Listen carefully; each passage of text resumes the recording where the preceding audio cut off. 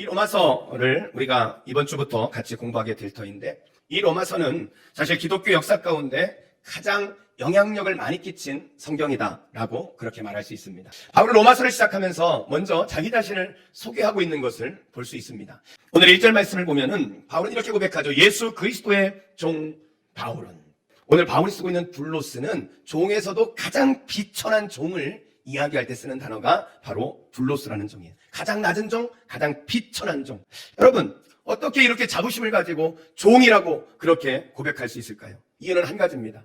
그 이유는요, 자신이 예수 그리스도의 종이기 때문입니다. 자신의 주인이 예수님이기 때문에 그렇다는 거예요. 이 예수님을 만나고 나서 바울의 인생은 이제 달라진 거예요. 바울은 이제 더 이상 자기 인생을 자기의 욕망을 위하여 야망을 위해 살아가는 인생이 아니라 이제는 나를 구원하신 나의 주인 되신 예수 그리스도, 그분의 종으로 살아야 되겠다. 그리고 바울은 그날 이후로 그의 인생을, 자신의 삶을 소개하면서 자신은 예수 그리스도의 종이다, 이렇게 고백하고 그렇게 이야기하는 것입니다.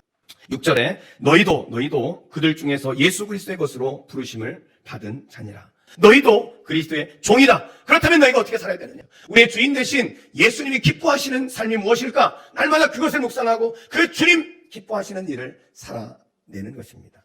오늘 바울은 자기 자신을 종이다, 둘로스, 가장 최고로 비참한 종이다, 그렇게 고백하지만 동시에 바울은 이렇게 고백하는 거예요. 1절 말씀을 다시 보면 예수 그리스도의 종 바울은 사도로 부르심을 받았다는 거예요.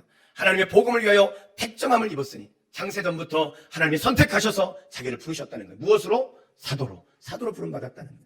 이 말이 뭐예요? 이 말은 다른 말로 말하면 대사를 생각하면 됩니다. 국가의 중요한 일을 다른 나라에 가서 그 사명을 감당하도록 보낸 사람을 대사라고 하지 않습니까? 그러니까 하나님이 우리를 사도로 그렇게 보내셨다는 거예요. 이 땅 가운데 하나님의 비전을 이루는 인생을 살아가라고 하나님의 자녀된 자로서 그 사명을 맡겨주셨다는 거예요. 바울이 증거하고 전해야 할, 바울이 보내심을 받은 목적인 이 복음이 뭐냐는 거예요. 이 복음의 주인공이 누구냐면 예수 그리스도입니다.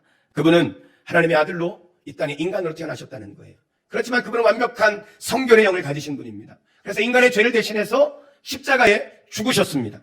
그러나 죽음 가운데 머물지 아니하고 부활하셔서 하나님의 아들됨을 선포하고 그리고 우리를, 그 예수 그리스도를 믿는 자를 구원하시는 위대한 사명, 그 역사를 이루신 분, 그분이 예수 그리스도고, 그 예수 그리스도가 복음일 뿐만 아니라 그분이 하셨던 그 일, 우리를 위해 죽으시고 부활하신 그 사건이 복음이다. 바울은 지금 그렇게 소개하고 있는 것입니다. 사랑하는 성도 여러분 자신을 사도로 인식하십니까?